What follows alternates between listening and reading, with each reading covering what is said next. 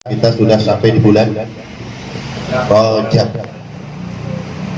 Di dalam kitab Al-Futuhat Ar-Rabbaniyah Ala Al-Adhkar An-Nawawiyah juz 4 halaman 355 dijelaskan, kana Nabi sallallahu alaihi wasallam idza dakhala Rajab qala Allahumma barik lana fi Rajab wa Sya'ban wa ballighna Ramadhan.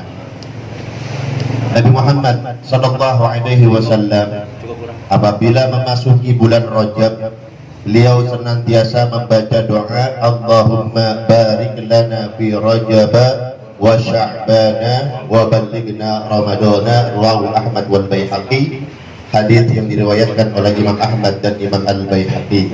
Jadi kita ucapkan itu, semoga dengan barokahnya itu doa dari Rasulullah, bulan Rajab ini membawa keberkahan buat kita, bulan Sya'ban membawa keberkahan buat kita, dan Allah memanjangkan umur kita sehingga kita bisa kembali berjumpa dengan bulan Ramadan yang mulia. Amin ya Allah ya Rabbal Alamin. Ada amalan khusus yang saya dapat dari kitab Al-Fawaidul Mukhtarah li Saliki Thariqil Akhirah yang dikarang oleh Habib Zaid bin Ibrahim bin Zaid bin Smith. Apa amalannya ini khusus berkaitan dengan bulan Rajab? Apabila hari Jumat terakhir bulan Rajab, ingat hari Jumat akhir bulan Rajab, ketika kita sholat Jumat, khotib naik di khutbah yang kedua, itu baca pelan-pelan aja bacanya, Ahmadu Rasulullah Muhammadur Rasulullah. Apa bacaannya? Ahmadu Rasulullah Muhammadur Rasulullah. Berapa kali? 35 kali. Berapa kali? 35 kali. Jadi khatib pertama kan, dia duduk, dia bangun. Nah itu baca Ahmadu Rasulullah Muhammadur Rasulullah, Ahmadu Rasulullah Muhammadur Rasulullah 30 kali, 35 kali. Itu rizkinya akan dimudahkan 1 tahun penuh oleh Allah Subhanahu wa Ta'ala. Ini gak ada yang semangat, duit ini duit. Semangat ya nih? Ini urusan duit. Jadi kalau pengen duitnya lancar sepanjang tahun, sampai bulan Rajab yang akan datang, sehat panjang umur, amalkan yang tadi, maka rezeki kita sepanjang tahun itu akan dilancarkan selancar-lancarnya oleh Allah Subhanahu wa Ta'ala. Ya, saya ulangi lagi, apa tadi amalannya? Ahmadu Rasulullah Muhammadur Rasulullah. Berapa kali? 35 kali. Kapan itu? Hari Jumat, pas khutbah yang kedua, Jumat akhir. Jangan lupa ya, Jumat terakhir saja cukup. Baik ya saya. Baik, bismillahirrahmanirrahim. Qala al-musannif rahimallahu ta'ala nafa'ana bihi wa bi ulumihi fid dharain amin. Kita kembali melanjutkan kajian kita, yaitu kitab Syarah Ratib Al-Haddad Imam Abdullah Al-Haddad Ba'lawi. Kemarin bulan yang lalu banyak yang hadir. Zikir itu ada rukun-rukunnya, zikir itu ada syarat-syaratnya, zikir itu ada adaban-adabannya, zikir itu ada yang dimakruh-makruhkannya. Kemarin saya bahas di antara yang menjadi rukun syarat adab zikir adalah yang pertama, sebelum kita zikir, hendaknya makanan yang kita makan, pakaian yang kita pakai itu harus halal. Perhatikan baik-baik, sebelum zikir makannya diperhatikan, pakaiannya diperhatikan, jangan sampai dari makanan atau pakaian yang haram. Yang kedua, sebelum berzikir, luruskan hati bahwasanya zikir yang kita panjatkan kepada Allah itu harus ikhlas semata-mata karena Allah. Harus ikhlas, termasuk tadi zikir yang saya kasih tadi, Ahmadu Rasulullah Muhammadur Rasulullah. Itu berarti faedahnya apa? Buat apa? Buat rezeki. Ketika zikir bisa nggak tuh hati kita jangan mikirin rezekinya, jangan ke situ. Jadi nanti akhirnya kita zikir bukan karena Allah tapi karena ini bahaya, karena sudah terekam di otak kita. Sholat duha katanya buat apa? Rezeki. Kita sholat duha di tahunan, bertahun-tahun kita sholat duha, tapi masih miskin juga. Kira-kira sholat duhanya lanjut atau berhenti? Ah, benar. Saya nanya serius nih. Sholat duha katanya buat lulus, buat duit. tahunan sholat duhanya, miskin masih miskin juga, kira-kira sholat duhanya berhenti atau lanjut? Berhenti. Kenapa? Otaknya udah mikir duit, bukan karena Allah, bukan. Amalan apapun kalau misalkan nggak ikhlas karena Allah, begitu hasilnya. Sehingga begitu keinginannya tidak tercapai, berhenti ibadah. Nah, itu kayak gitu. Jadi hatinya itu kudu ikhlas, apapun faedah zikir yang kita amalkan itu lepas aja. Ikhlas aja karena Allah. Karena perkara Allah ngasih atau enggak itu bukan soal. Yang penting zikir itu satu kenikmatan yang enggak semua orang punya. Enggak semua orang. Zikir itu hidayah dari Allah Subhanahu wa taala. Dorongan dari Allah. Makanya setelah ba'da salat pasti kita baca Allahumma a'inna ala. Nah, tuh. Wahai Allah, hamba meminta bantu hamba agar bisa berzikir. Jadi saking lemahnya kita, mau zikir aja susah. Kita minta tolong sama Allah tuh. Makanya udah bisa zikir aja yang tadi Ahmadu Rasulullah Muhammad itu cakep itu. Padahal nggak semua orang. Nah, jadi ingat, zikir apapun, mengaji ini anak guru mau nanya 1000 sholawat, 1000 istighfar yang dari guru ini saya amalin. Karena di otaknya udah duit guru sih. Kata Allah ya, coba kalau seandainya ya tadi amalan saya kasih, tapi nggak ada iming-iming rezeki, kira-kira tertarik nggak ngamalin? Enggak kan? Nah, itulah kita, karomah kita itu. Ya, belajar ya. Apapun amalan yang kita dapat, terus ada faedahnya taruh aja dulu. Jangan dipikir-pikir. Nanti berujung dengan kecewa. Sedangkan dalam kitab Hikam Ibnu Athaillah As-Sakandari, ketika Allah menjanjikan sesuatu, ketika Nabimu menjanjikan sesuatu, ketika gurumu menjanjikan sesuatu untuk mengamalkan sesuatu dari faedahnya A, B, C, D, ternyata faedahnya nggak dapat, jangan hal itu membuat dirimu seuzon kepada Allah, seuzon kepada Rasulullah, seuzon kepada gurumu. Ini abang ngomong nih, ente tahun ini punya mobil. Pura-pura punya mobil, utang makin nambah. Ini abang gimana sih? Nggak boleh kayak gitu. Sebab kita nggak tahu ketika abang ngomong gitu, guru kita ngomong seperti itu, ada musibah yang lebih besar dari mobil. Yang akhirnya itu musibah nggak jadi. Karena berkat dari guru kita tadi. Jadi stop. Guru sangka sama guru stop. Tapi bulan depan saya panjang umur, ini ada kaitannya, masih membahas ini berkaitan dengan adab kepada seorang guru. Kita cek satu-satu adab kita sama guru udah bener atau belum. Pantas kita masih bodoh aja, pantas kita masih begini-gini aja hidup. Kenapa? Kita sukul adab sama guru. Di antaranya jangan sampai terlintas di otak ketika guru mempunyai sesuatu apapun, baik benda atau apa, minta. Jangan tuh. Ini ada kadang-kadang gurunya pakai cincin, guru salaman cincinnya digede-gedein. Maksudnya apa itu? Kan salaman yang besar nih, cincin digede-gedein. Maksudnya kode apa itu? Kode minta pindah kan? Guru akhirnya kan serba salah. Mau nggak dikasih dibilang pelit, mau dikasih emang dia suka sama itu cincin. Udah akhirnya bikin hati guru pegel. Itulah yang menghalang keberkahan. Jangan begitu, ya belajar ya. Guru mau ngerti tahu aja pasti kasih deh. Jadi yang pertama makanan, pakaian harus halal. Yang kedua ikhlas. Yang ketiga sebelum zikir usahakan lapar. Jangan kekenyangan. Kalau kekenyangan jatuhnya ngantuk. Jangan juga terlalu lapar. Kalau terlalu lapar nggak bakal fokus. Lapar melilit perut nggak bakal bener zikirnya. Jadi standar aja perutnya. Makan ala kadarnya. Yang keempat terdengar telinganya sendiri. Zikirnya itu jangan dalam hati. Kenapa? Kita ini belum bisa zikir qalbu saja, zikir hati saja belum bisa. Yang ada otak ngelantur kemana-mana. Apalagi yang lagi dubur-dubur utang, udah nggak bakal bener zikirnya. Yang ada bengong, bukan ada zikir. Nah, jadi dibantu la ilaha illallah, la ilaha illallah, la ilaha. Bantu. Minimal terdengar telinganya sendiri.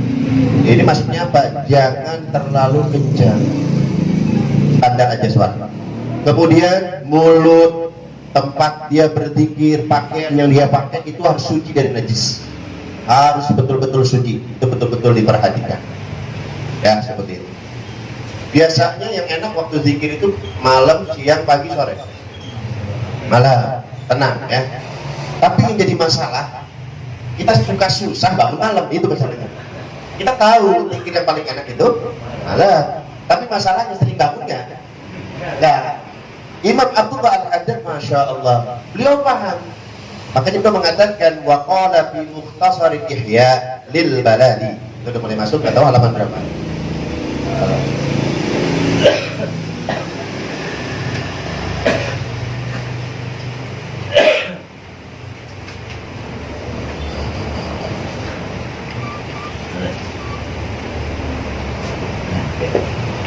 beda-beda.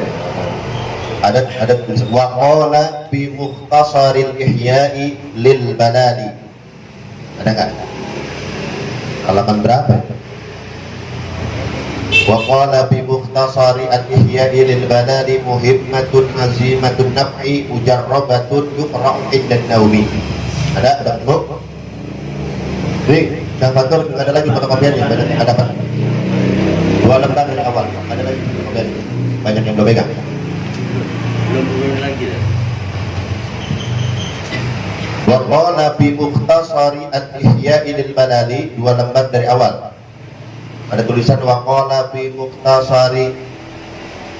Coba saya pinjam satu ini sama kan? Sama, yang lain sama. 2 lembar dari awal, 2 lembar ketiga. Nah, ada tulisan lil balali ya. Lil balali qala bi mukhtasari al-ihya. Beliau Imam Abdullah Al-Haddad mengutip dari kitab Ihya'u Ulumiddin, ringkasan kitab Ihya yang dikarang oleh Al-Imam Al-Balali. Muhimmatun azimatun naf'i mujarrabatun yuqra'u inda naumi. Ini memberikan amalan bagi orang-orang yang senang berzikir di malam hari tapi susah bangunnya. Hendaklah dia mengamalkan amalan ini amalan ini mustajab, mujarab, sudah dipraktekkan oleh ulama-ulama salafus saleh terdahulu. Jadi kita nih keinginan berzikir udah mulai tumbuh, tapi mata belum connect nih, mata belum bisa diatur, susah masih bangun malamnya, dikasih kurang apa guru gitu tuh, enak tinggal pakai, zikirnya udah, kuncinya dikasih. Apa? Hendaklah dia membaca surah Az-Zumar ayat 42. Surah apa? Az-Zumar ayat 42.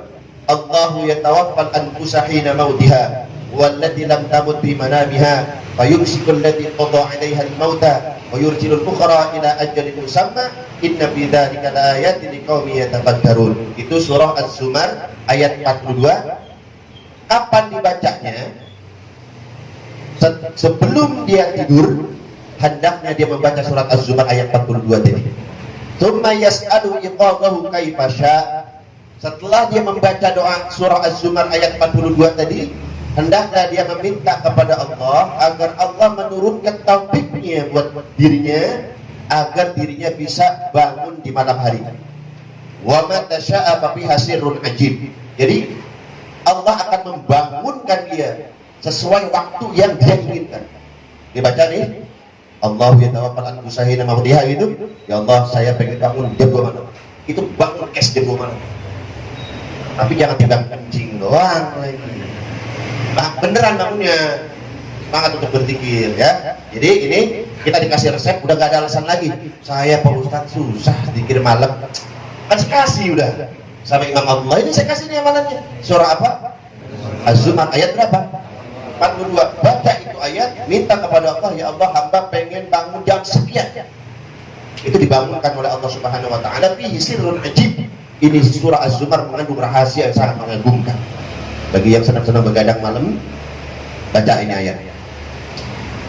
Selanjutnya wa min kitabi Minhajus Saliki, di dalam kitab Minhajus Salik li Syekh Ali Al-Mursafi yang dikarang oleh Syekh Ali Al-Mursafi rahimahullah, semoga Allah merahmati beliau. Qala, beliau mengatakan, wa syara'ituhu, adapun syarat-syarat zikir, wa adabuhu, dan adab-adabannya berzikir, ayat az-zikra isrun, itu syarat atau adab zikir isrun ada 20 ya, menurut siapa ini? Imam Ali Al-Mursafi.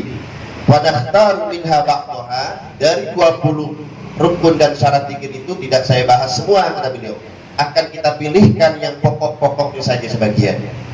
Apa saja? Al-awwalu, yang pertama, at-taubatu, kudu taubat. Ada nggak di sini yang ahli zikir sebelum zikir taubat dulu? Nggak ada ya? Nggak ada kan?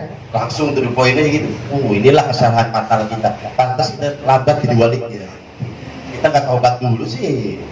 Di sini sudah dijelaskan. Yang pertama, sebelum kalian mulai berzikir adalah hendaklah kalian bertobat kepada Allah Subhanahu dari segala dosa. Punya dosa banyak, jangan pakai ditanya. Maka istighfar, ya Allah, hamba mohon ampun, hamba berjanji bertaubat kepadamu wahai Allah. Nah itu kayak begitu. Yang masih senang hobi maksiat, stop dari sekarang. Yang hobi maksiat kalau masih digigit semut masih ngerasa sakit, yang hobi maksiat kalau ditampar orang, dipukul orang masih ngerasain sakit, buru-buru stop maksiat. Sebab siksa Allah di adab kubur, siksa Allah nanti di hari kiamat lebih dahsyat dari itu. Kalau masih digigit semut masih kerasa, masih sakit, taubat buru-buru, taubat. Yang masih senang mabok, yang masih senang ngomongin orang, yang masih senang gunjing, yang masih melihat hal-hal yang nggak bau, yang nggak baik, itu buru-buru taubat. Pengertian taubat, kalau ada orang yang tadinya ahli minuman keras, lalu jatuh sakit dia, overdosis, kemudian dia berhenti itu minum miras, itu namanya bukan taubat. Karena yang menyebabkan dia berhenti minum minuman keras itu karena sakit, bukan semata-mata karena Allah. Itu beda. Pengertian taubat, apabila ada orang yang suka zina, akan tetapi umurnya sudah sepuh, umurnya sudah tua, dia gak kuat lagi zina, saya mau udah berhenti zina, itu namanya bukan taubat. Karena faktor apa? Umur. Coba kalau dimudahin lagi dikit, kira-kira zina lagi gak dia? Zina lagi. Makanya ini dijelaskan ini oleh Imam Ghazali dalam kitab Minhajul Abidin. Bukan itu taubat, bukan. Ya, seperti itu. Jadi pengertian taubat adalah ketika dia ngerem dari melakukan perbuatan maksiat semata-mata karena takut akan azab Allah. Syarat takut akan azabnya Allah. Itu. Kalau nggak ada takut karena faktor sakit, karena faktor umur, itu namanya bukan disebut dengan taubat. Seperti itu. Kalau ada orang yang ahli maksiat, kemudian dikasih nasihat, taubat tuh, taubat cepetan buru-buru. Dia mengatakan saya belum siap. Ya, mau, hati mah udah mau nih, tapi saya belum siap. Biasanya itu ibu-ibu yang pakai kerudung. Ibu nggak tahu ya pakai kerudung wajib? Tahu Pak Ustaz. Kenapa nggak pakai kerudung? Kalau ibu belum siap pakai kerudung, berarti ibu udah siap siksa oleh Allah nanti di hari kiamat. Udah ada pilihan lain. Ibu nggak siap, apa silakan. Berarti ibu sudah siap nanti diadab oleh Allah. Begitu. Jadi syarat yang pertama adalah taubat. Minimal istighfar. Sebelum zikir baca istighfar yang banyak. Stop. Saya sehari 1000. Saya wajibkan buat diri saya sendiri. Rasulullah 70 itu. Ada yang kila, ada yang 100. Itu Rasulullah punya dosa nggak? Nggak punya. Gufira lahu ma taqaddama min dzambi. Diampuni dosanya yang lalu dan masa yang akan datang kalau ada. Kalau ada nggak ada. Istighfar 70 kali. Dalam riwayat lain 100 kali. Rasul itu. Kita Rasul, Nabi, Kiai, Wali, istighfar. Enggak, Masya Allah, hebat. Masya Allah. Jadi yang pertama adalah wa haqiqatuha, hakikatnya taubat adalah tarku ma la ya'nihi qawlan wa fi'lan wa iradatan ba'da nadam. Jadilah hakikat dari taubat adalah meninggalkan segala sesuatu yang tidak ada faedahnya. Pengertian taubat adalah meninggalkan segala sesuatu yang tidak ada faedahnya. Qaulan, fi'lan, wa iradatan, baik itu ucapan, perbuatan dan keinginan setelah menyesal dengan penyesalan yang mendalam. Kalau orang mau taubat, berarti dia harus menjalankan 3. Qaulan, ucapan, fi'lan, perbuatan, kemudian iradatan, keinginan. Ya harus nih, syarat taubat 3 nih, hakikat taubat. Kata Imam Abdullah Al-Haddad. Yang pertama, qaulan. Kalau orang misalkan dia berhenti mengakunya bertaubat dari minuman-minuman keras, maka nggak boleh lagi dia ngomong-ngomongin minuman keras. Jangan, karena dia akan memancing gitu. Jadi kalau kita melakukan satu perbuatan maksiat, dia taubat, ya Allah saya nggak mau lagi mabuk, maka jangan pernah sekali-kali ngomong-ngomongin mabuk lagi. Jangan ngomong-ngomongin lagi. Dulu masa senang banget mabuk, itu kan sih ngomong itu. Udah, lupain aja. Seakan-akan anggap mantan, lupain. Yang kedua, fi'lan, perbuatan yang bisa memancing kita kembali melakukan mabuk. Contoh, jangan lagi nongkrong di tempat yang situ ada mirasnya. Itu. Yang ketiga, iradatan, ada keretak hati, ingat dia sama minuman lagi, itu buang dulu. Kalau ini tiga ini sudah kita lakukan, itulah disebut hakikatut taubah, itulah disebut dengan hakikat taubah. Taubah yang sejati itu adalah itu. Paham? Ya, paham? Paham apa kagak nih? Insyaallah ya. Yang pertama tahu. Yang kedua luzumut taharah. Kudu betul-betul bersih. Jaga wa huwal ghuslu wal wudu'u. Yaitu pengertian bersih di sini adalah kudu mandi dulu, kudu wudu dulu. Kan kita bangun malam nih, kita mandi. Kalau di sini mah enak, mandi jadi segar di Sukabumi. Saya mandi jam 2, waduh kisut badan saking dinginnya. Itulah godaannya, semakin gede pahalanya. Ya, jadi sebelum zikir usahakan mandi. Setelah mandi wudu. Itu rukun tuh, mutlak ya, harus kerjakan kalau pengen cepat jadi wali. Kalau pengen cepat. Wa qala fi mukhtasar Ihya'il Balali rahimahullah wa taharatu batinihi aidan wastiqbalul qiblah. Imam Al-Balali dalam ringkasan kitab Ihya beliau menegaskan bersih itu bukan hanya fisiknya, bersih itu bukan hanya jasadnya, bukan hanya badannya, wa taharatu batinihi aidan, akan tetapi kudu bersih juga batinnya, kudu bersih juga hatinya, wastiqbalul qiblah, serta menghadap ke arah kiblat. Zikir harus menghadap kiblat, harus bersih zahir dan batin. Ini tadi saya bilang kalau kita saya utang banyak, kasih saya amalan zikir utang dikasih. Nih baca ini tengah malam nih. Kira-kira kita nih fokusnya kita lebih kuat kemana, ke zikirnya atau ke utangnya kira-kira? Nah, ya, itu namanya batin kita masih error. Allah masih kalah sama utang. Padahal ke Allah aja dulu. Iyyaka na'budu, sembah Allah aja udah, ibadahin Allah aja dah. Kalau kita ibadah itu udah benar, nasta'in baru kita minta.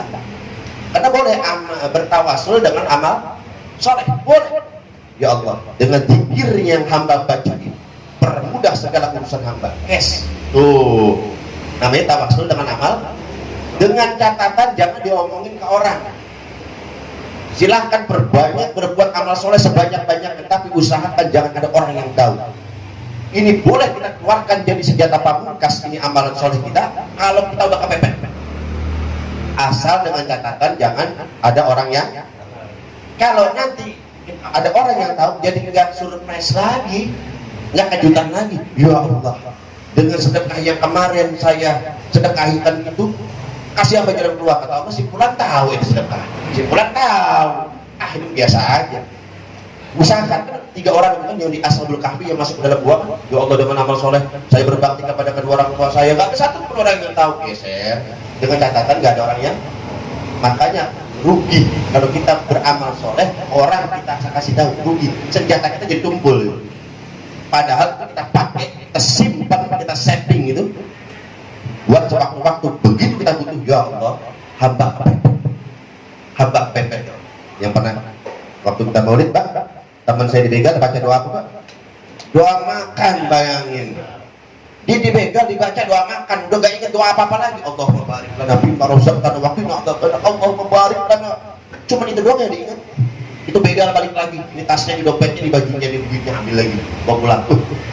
Ini begal takut dimakan. Bayangin doa salah sambung itu gimana? Keyakinan. Ya. Jadi fokus, bersih zahir dan batin, menghadap kiblat.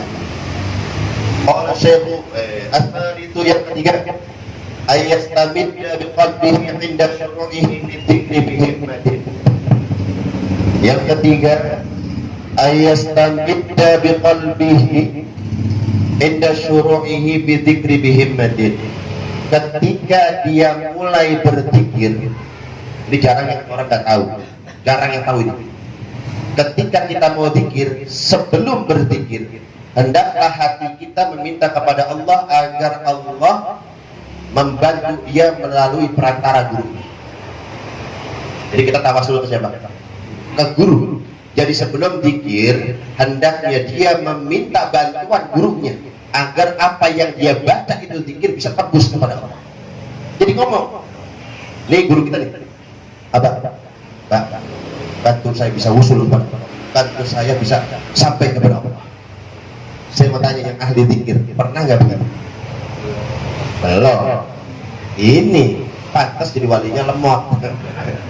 Bapering terus, muter terus. Ya pantas. Rukunnya ini nggak banyak yang nggak tahu. Tanyain aja yang ada di zikir. Coba panggil. Tahu nggak? Banyak yang nggak tahu. Banyak. Jadi sebelum zikir, hati kita mengatakan, bilang ke guru kita, bantu saya untuk sampai kepada Allah Subhanahu wa Ta'ala. Kenapa? Nanti di belakang dibahas. Jadi yang ketiga adalah harus minta bantuan guru. Kapan itu? Sebelum zikir. Baru mau mulai. Misalkan ini kiblat, kita mulai. Mandi udah, wudu udah, zahir batin bersih udah, menghadap kiblat udah. Pantangkan, fokus, hadirkan wajah guru. Bilang hati ini. Oleh Syekh Jibril mengatakan, qaddasallahu sirrah, semoga Allah menyucikan sirnya. Fa idza ibtada'a bi dzikri, apabila seseorang hendak berzikir, falyuhdir surata syaikhi fi qalbihi, hadirkan wajah gurunya dalam hatinya. Ketika orang hendak berzikir, hadirkan wajah guru dalam hatinya. Kebayangin, seakan-akan abah ada, gitu ya. Makanya kalau dalam dunia torekat, rata-rata itu nyimpen foto guru di rumah. Pasti dong. Ada yang nyimpen foto apa di rumah? Kenanya nih, ini guru bukan? Pembimbing kita bukan? Punya foto beliau. Terus bagaimana mau bayanginnya? Minta ya, bukan selfie lagi ini mah. Begini udah itu nggak ada, begini nggak ada. Sekarang foto kita siapa nanti bagian foto yang patur atau terikut foto abah yang terpaling ganteng loh. Ya, foto keren. Apa namanya dicuci, saya minta satu. Tugas nih, ya cuci satu, kita pasang di rumah kita masing-masing. Taruhnya di tempat yang kita bisa dingin. Nah, jadi enak. Begitu kita memulai zikir, kita pandangin, ganteng guru saya. Waduh. Hadirkan di hati kita. Hadirkan di hati kita. Ini menurut Imam Syekh Jibril. Jadi menghadirkan wajah gurunya dalam hatinya. Wa yastamidda minhu. Setelah dihadirkan wajah gurunya, guru bantu saya. Guru tolong saya. Itu hadirkan. In qalbu syaikhi wa hadi qalba syaikhi syekh. Kenapa kita meminta bantuan guru kita? Sebab hati guru kita bertali sambung dengan guru kita. Gurunya itu bertali sambung dengan gurunya guru. Ya, ila hadratin nabawiyah, terus sampai ke tabi'in, sampai ke sahabat, sampai ke Rasulullah sallallahu alaihi wasallam. Hati-hati di guru kita. Wa qalbun nabiyyi daimut tawajjuhi ila hadratin ilahiyah. Sedangkan hati Nabi tidak pernah luput, tidak pernah lepas sedetik pun dari Allah Subhanahu wa taala. Itu rahasianya. Menghadap kiblat, ada foto supaya bantuan. Karena kalau kita ngayal-ngayal jadi nggak bener, jadi nggak utuh sama guru kita. Coba ada perhatiin, kita ngayal ntar sebelah doang yang bener. Kalau ada fotonya kan, oh iya ini utuh nih. Hadirkan dalam hati, minta tolong guru bantu saya, tolong saya biar saya sampai kepada Allah. Namanya wusul, sampai kepada Allah. Nah seperti itu. Kenapa? Abah nyambung ke orang tuanya, padahal gurunya orang tuanya. Dari orang tuanya nyambung lagi ke gurunya orang tuanya. Gurunya orang tuanya ini nyambung lagi ke tabi'in ke sahabat sampai ke Rasulullah sallallahu alaihi wasallam. Seperti itu ya. Paham ini tata caranya? Dulunya nanti yang nyatet bisa dibantu temannya jamaah yang lain yang nggak nyatet. Karena ini kalau sekilas lalu aja nggak bakal benar. Apa ya? Begitu mulai dikir bingung dia. Apa ya? Jadi mikirin apa ya? Kapan dikirnya? Nanti minta yang sama yang nyatet. Kang Patur, ini kasih tugas lagi diperbanyak lagi banyak yang kebagian.